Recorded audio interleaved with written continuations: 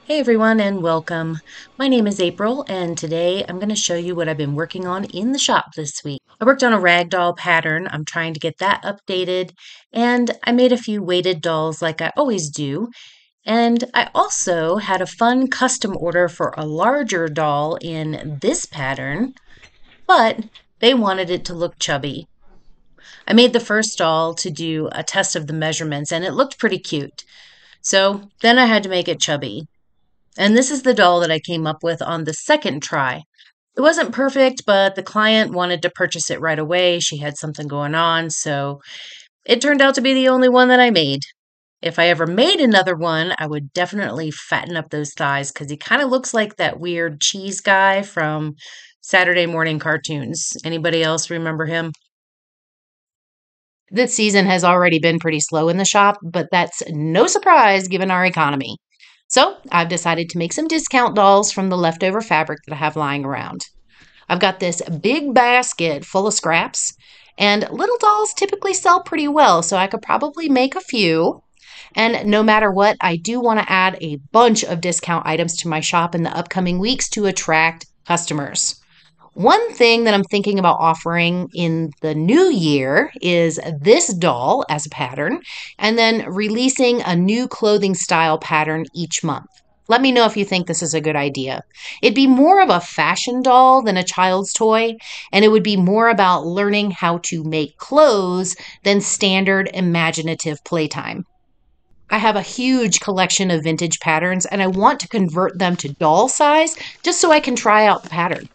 Doll clothes sew together the same as any other clothes, but they don't require as many materials, so it's cheaper, right? And for this size doll, the pattern pieces would be large enough to manipulate easily. Have you ever made Barbie clothes? Too small for me. I'm currently updating my classic ragdoll pattern, and I'm going to have to make a few, so that's where I'm starting with this big basket of fabric. The new pattern is going to have a face template, a hair tutorial, and 2 pieces of convertible clothing. I've made a few and I like the pattern. I just need to make sure the pattern is going to work in multiple sizes before I publish it. This one I printed the pattern 70%, so the doll is 9 inches tall. When I'm putting together a pattern, I like to print it in multiple sizes and sew a bunch of them just to make sure all the pieces are going to fit together nicely. I do like sewing on the faces, but this fabric is pretty thick, so my fingers are ouchy, but it's fun. I definitely wouldn't want to do this to all the dolls I sell. I really like selling the unfinished ones. But my clients frequently ask me to put faces on the dolls, and I absolutely won't do it. But I think these faces are cute. A little white dot in the corner of the eye just brings the whole thing to life. Part of updating this pattern is trying to find a simple way to attach hair. Making the hair tract is easy enough. It's sewing it to the doll's head that can be a little bit tricky. I tried sewing the hair on these samples in a few different ways, but I really just like the looks of one of them. But anyway, to make the hair, I start by wrapping yarn around a book or a container or a piece of cardboard that's the length of hair I want. And then I keep wrapping it until it's the width of the head. And then I cut it off the wrapper and center the strands on a piece of scratch paper. That paper is going to stabilize the strands while I sew them all together. And then once it's sewn, I'm going to tear the paper off, fold the track in half at the thread line, and then use that thread line as a guide to sew the hair to the doll's head. So I have all these samples now and they're looking cute, but to be honest, after sewing so many of the same thing, I got bored and I felt compelled to sew an elf.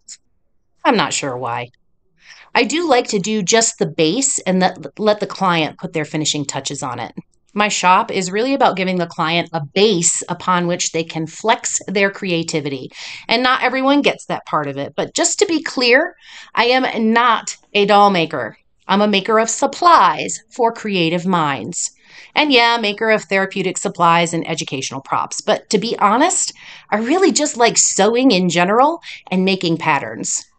And right now, I have a bunch of dolls to sew, so I have to go. But thanks for joining me, and I hope you were inspired in some way. Until next time, bye.